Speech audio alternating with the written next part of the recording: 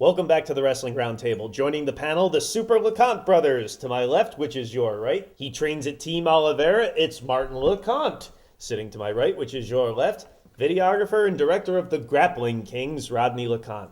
And moving on to mixed martial arts, which our wrestling fans will go wham about. Oh, well. Strikeforce Miami. It was a big card for them to put on Showtime.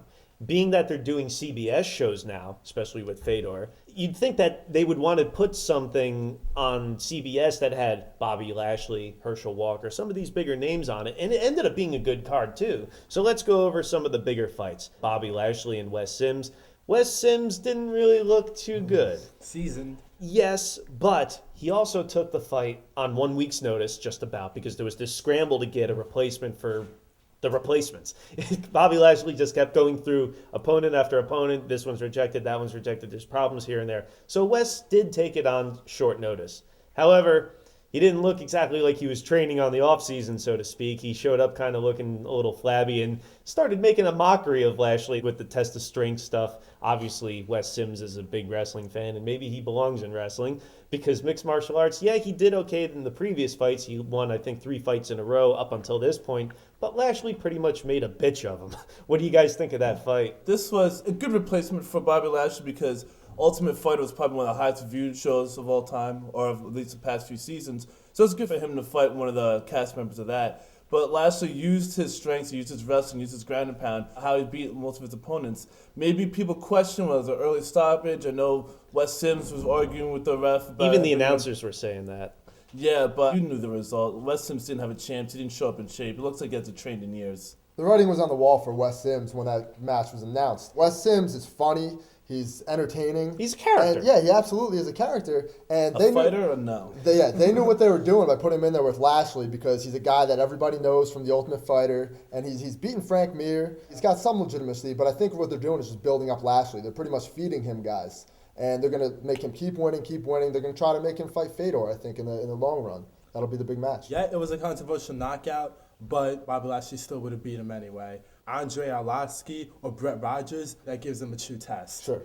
They've been putting him against what's been accused of being tomato cans, even if they're giant tomato cans like Bob Sapp, because obviously Lashley's the second crossover star from wrestling in the past few years on the level of like a Brock Lesnar, maybe not, but close. He was in the WrestleMania prominent match with Donald Trump and blah, blah, blah. For people to take him seriously, he really needs a challenge. He really needs to step up, take on Andre Arlovsky or Brett Rogers, because right now we have seen him fight lower level guys. Sure. And for people to really take this guy as a serious threat to heavyweight, before you throw him against Fedor, you have him fight one of like the upper tier guys to really test out his strength. That'll be his test. That'll be the ultimate test for Bobby Lashley. Like, they're doing a slow build with him, and that's smart. They kind of did the same thing with Brock Lesnar a little bit with the start of his career. They could have taken him and thrown him right in there with a guy like they pretty much did. With in Lesnar, UFC, they did. Yeah, they threw him right up against Frank Mir, former champion. Now he hasn't lost since. I still think Bobby Lashley still has a lot to improve on before he keeps saying that he wants to fight Fedor.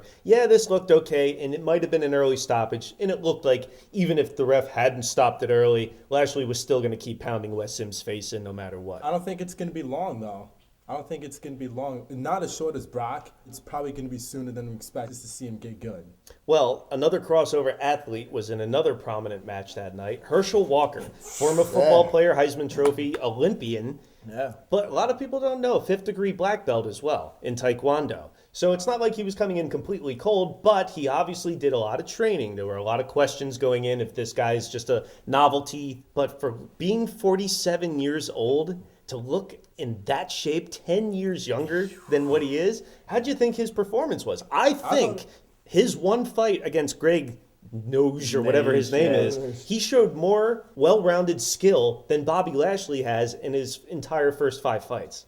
He really came in shape. You really could tell that he's been training. He trained his wrestling. He had decent stand-up, and he wasn't afraid to engage. He was moving forward the whole time. He just needs to maybe work on his ground and pound. Looked like he maybe lost at times. But he was always in control. He was always in control, right? He showed great ground control, and he showed great pacing, and he came in shape. He got out of the heel hook a lot better than Lesnar did out of the knee bar, I'll tell you that much. He did a great job. At 47 years old, he doesn't have much to really lose at this point. He can go in there and go all out and engage and do what he's got to do to kind of earn respect. And from a business standpoint, Strikeforce made a big move by putting him on the card because it was all over SportsCenter. Yeah, and he was hyping it up, and that's the way to get your company publicity. And he delivered. He did. In a way, but you saw him grapple, you saw him on the ground and everything. The only question is, can he take a hit? Well, you see some can he old take a guys, hit? I'm just saying, Yeah. like a Wes Sims or Chuck Liddell or Randy Couture can hardly take hits anymore. Well, that's because they've been taking a lot of hits throughout their career. Well, he's just a novice, but he's not going to make a title run. I'll put it that way. You won't see him fighting for They'll a use title. him for publicity for a while. I hear Jose Canseco wants to fight him. If that's Yeah, he if that's just needs some anything. money. Yeah, that's all. It is. I don't think he wants to go for a title. I don't think he does either. I think He's doing just it for fun. Yeah, Right. exactly. Just for Challenge. the game. For the Challenge. challenge. He Yeah. loves MMA and he wants to bring some attention to the sport, and that's what he did. Yeah, so but why not? also did Cristiane Cyborg Santos, being the first women's champion in Strikeforce, did take away the spotlight from someone I don't think we've heard from since this past summer, Gina Carano, who does appear in the Grappling Kings as well. You were there documenting that press conference before the Cyborg Santos Strikeforce last year, but haven't seen Carano since, and Cyborg is a great fighter. She's called Cyborg for a reason because she's a Yeah. machine. And she took apart Marloes Coenen, who they built up on commentary week because there's not a lot of stars in women's martial arts yet. Another dominating performance by Cyborg, perhaps future Playboy centerfold. Where do you see women's MMA going from here? Because they just crowned another 135-pound Strikeforce women's champion. Yeah, well, this was a great display of Cyborg. It's another striker versus grappler type matchup. Marloes Coenen is generally unknown to the public, but like I wrote in the Roundtable article, when they had the Carano Cyborg, they should have had another women's match on that card. That would have been the perfect opportunity to showcase women's MMA when a women's match is main eventing a card with other male fighters on the card. I agree with you. This women's division makes it completely different from UFC. It sets it apart. It's something that you don't see every day. And it'll start getting good publicity for Strikeforce, much like Herschel Walker did. You could put Kerry Vera and Cyborg have a return match against her. Yeah, and because Vera looked have- really good. She destroyed Kim Couture. She just destroyed Exactly. her. So Yeah. why not have a catch weight between those two and then have another Cyborg title fight Yeah. and then build that up? Because now Cyborg's left without a challenger. There's no women's ranking. She's left without a challenger. So they're going to throw these international names that Right. the U.S. really doesn't know. They could just do catch weight fights, Right. just like they did. Or it could catch on. It might not leave it in the dark. It could catch on, and she could become the next big thing, so to speak, for the Strikeforce. Yeah, their big mistake was they kept building Gina Carano. They Yes. weren't prepared for Carano losing. Even though she was an underdog, they kept building her the face of women's MMA. Now she's doing movies, so now what do you have left? Well, she's hot. That's part Yeah, of it. exactly. Well, we don't have any time left because we're going to move on to UFC 110 when we come back. Cool. I love UFC. You guys like it? Yeah, it wasn't bad. Yeah. I thought it was great. Yo, that You didn't George like it? Saudopoulos match? Woo! That was so good. The Oh crowd, my man. god. David Mayon match was. I liked how good, too. Cro Cop Everybody, came back. everyone who won was dominant. Keith Jardine. And, Oh my God. Bader. Bader's my man. Bader's Bader is- good. I love Yeah. Bader. He's a beast.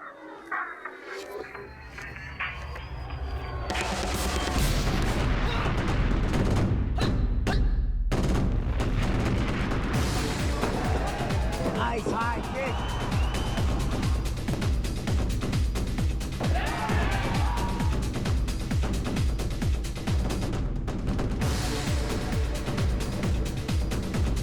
Oh, and he's out. It's over.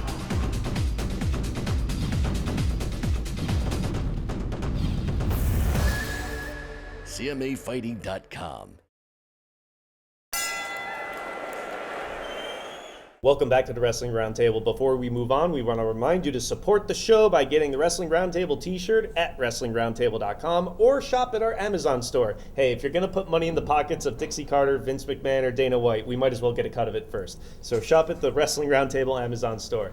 Now, before we move on to UFC 110, I did want to backtrack a little bit, much like we did with Elimination Chamber and Rumble, and go back to the previous pay-per-view's main event, which was Mark Coleman and Randy Couture. Fight that was supposed to happen 13 years ago, never did, and we finally got it 13 years too late, perhaps. But they did hype it up as the first time that two active Hall of Famers were fighting each other, so that was kind of cool. But how do you think the fight turned out? It was one-sided. It wasn't even a fight. It was basically a beating. Mark Coleman, for as much training as he did, his performance really was very underwhelming. He didn't go for not one takedown. I think that's how he was close to beating Shogun, and that's how he beat Stephen Bonner. He was built on his wrestling, I don't know why he didn't go for it, and it really cost him. And Couture really showed how well-rounded he is and how dangerous he could be at light heavyweight. It was great seeing Couture dominate again. That was fun. Mark Coleman, I think, wanted to knock Couture out. That's what he wanted to do. He went in with that mindset. That's why he didn't use any takedowns. Randy Couture is still good, but I think Mark Coleman is past his prime.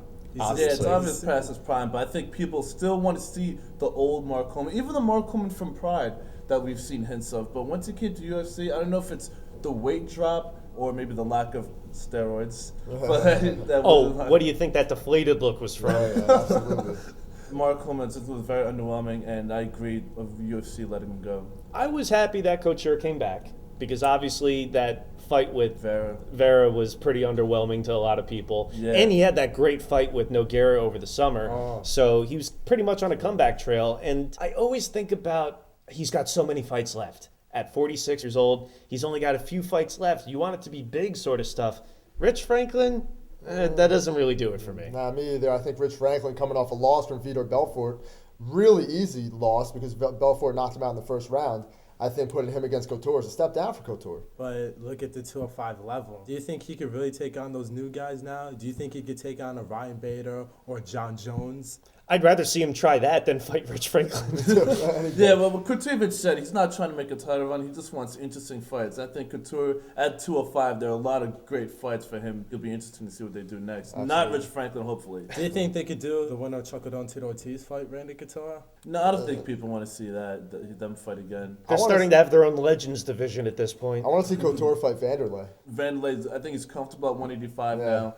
And I think Couture wants to stay at 205. I don't think he's going to go down any lower. Do you think he would go back up to heavyweight just to fight guys, Randy Couture? I don't Not think at so. this I think point, he's staying no. at light heavyweight from now on. Yeah. Well, you mentioned Jardine and Bader from the UFC 110 card. Moving on. You enjoyed that fight? I enjoyed that fight. Ryan Bader proves that he's a true underdog. 205 is probably one of the most dangerous divisions in there. You got those young 205ers now. All these young guys are just taking over. And I hope that John Jones beats Brandon Vera. Ryan Bader really looks good. He's stayed undefeated. I think this performance is a lot better than his fight against Eric Schaefer. I think he really started gassing out that fight. This one he came more in shape. He was prepared. Really used his wrestling to dominate Jardine, and Jardine had no answer for his power. He wore Jardine out. Jardine is time tested. He's been there, done that. And Ryan Bader really took the next step in his career of possibly earning a title shot in the near future. Yeah, I think Ryan Bader is he's a great example of a great collegiate wrestler coming in and really improving all his stand-up, because usually some college wrestlers have a problem with the transition, even with jiu-jitsu. But I think Ryan Bader is a great example of how college wrestlers could really transition to the ring. Moving on to some of the established names at UFC 110, it was practically Pride in Australia, with Cro Cop, Wanderlei Silva, and Nogueira all on the same card. How do you think Cro Cop looked? I'm a big fan of Cro Cop. Right. And I think this was a way of UFC trying to build him back up a little bit, since he took such a step down, getting beat up by Junior Dos Santos. Literally beat up by Junior Dos Santos. And beaten up badly. Yeah, terribly. They're trying to build him back up because he's a legend. Yeah. As you alluded to before, the Legends division. I think he looked great. I loved how he was going after Hirsch. He was aggressive. He looked almost like the Cro Cop of old. I might have to disagree. I disagree too. I don't think he looked like the Cro Cop of old. We want to Not see exactly, those deadly but- kicks that ring your ears. We want to see the old Cro Cop. This was very underwhelming. Yeah, he was moving forward, but he wasn't that aggressive. It was a build-up fight, like I said. Would you say he was cautious? Very cautious. He was. Very cautious. With an opponent like that, I think it should have been stopped a lot sooner. But hey, he took him down to the ground and he finished him with elbows at least. It was a cut. If it wasn't for that cut, who knows? Well, moving on, Wanderlei Silva and Michael Bisping came down to the wire pretty much. How do you think Wanderlei looked too? A lot of these Pride guys, I think, are really starting to show their age. Not that they're bad, but that they're really a step in a way below their prime as they were in Pride. I disagree. Look at Shogun. Well, I'm talking about the three on this card. Yeah, I think Wanderlei's been fighting for a while. He's been taking a lot of damage. The gym that he trains on, they're always knocking each other out. In this fight, I think Wanderlei looked really good. He came in, he didn't gas out like he did in the Rich Franklin fight. The last 30 seconds, that's when he's going to really push the pace and really go with that aggressive style. And it helped him get the victory, and I really enjoyed seeing him raise his hand. Me too. He looked rejuvenated. He looked like he was having fun. He looked like he really wanted to beat up Michael Bisping. Like he really had a dislike for I think Michael everyone Bisping. wanted him to beat up Michael Bisping. I think so too, especially us here in America. I loved Wanderlei in this card. He was great. I certainly don't think Bisping won the first round like he's claiming. No way. I'm expecting more, I guess, of a slugfest, like the Zaramkis Diaz fight was a month before. So I guess it took him a few rounds to do it, but he did put him away eventually. However, slugfest was definitely the main event with Nogueira and Cain Velasquez. Do you think this would qualify as one of those fights in a way like Matt Hughes and Royce Gracie, where it was obviously matching up old name past their prime but still might have something to prove versus younger guy coming up, has some success but really wants to go over the top with a victory over an established name? Do you think this was a kind of passing of the guard sort of fight? Not so much, because with Nogueira, we saw a hint of the old Nogueira with that great close match with Couture. Sure. So this is a way to kind of get him on track, almost a test for both of them to see, can you hang with the young guys? And for Velasquez, can you beat a former champion? And he showed excellent stand-up. Unfortunately, Nogueira paid the price. I think Velasquez was like the shark and Nogueira was like the chum in the water. And they literally threw Nogueira to the shark with Cain Velasquez. He's looked so good in the past year. Every fight he has, he's looking good in his stand-up. When the fight gets to the ground, he's looking good. He beat up Ben Rothwell really, really bad. Oh, really? He's the next heavyweight championship contender. I don't know if he's going to be the champion, but he's the next contender. He really is a machine, always pushing the pace. Great wrestling, great stand-up, really, really crisp. I think he learned a lot from that Czech Congo fight, too, because he was in trouble a lot when they were on the feet. And I think he's really been working on that. Big comeback in that fight. Yeah, he was improved a lot. You know what? We'll wait.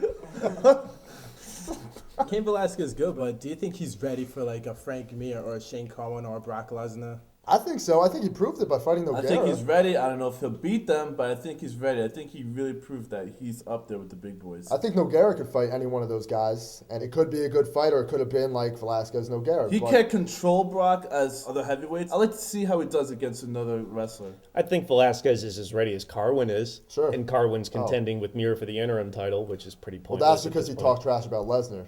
That's the only reason why he's up there, the hype. Well, enough trash talking from us, because we're going to move on. Next week, we're coming up with the best and worst of the Royal Rumble, and also best and worst comebacks in pro wrestling. And if you have the time, join us March 14th, Pro Wrestling Respect in Burlington, New Jersey once again. So for the panel, Derek Shork, Will Vafides, Alex Payne, Tim Conley, Rodney and Martin LeConte, Jason Aledo, I'm your host, Eric Santamaria. Thank you and join us next week.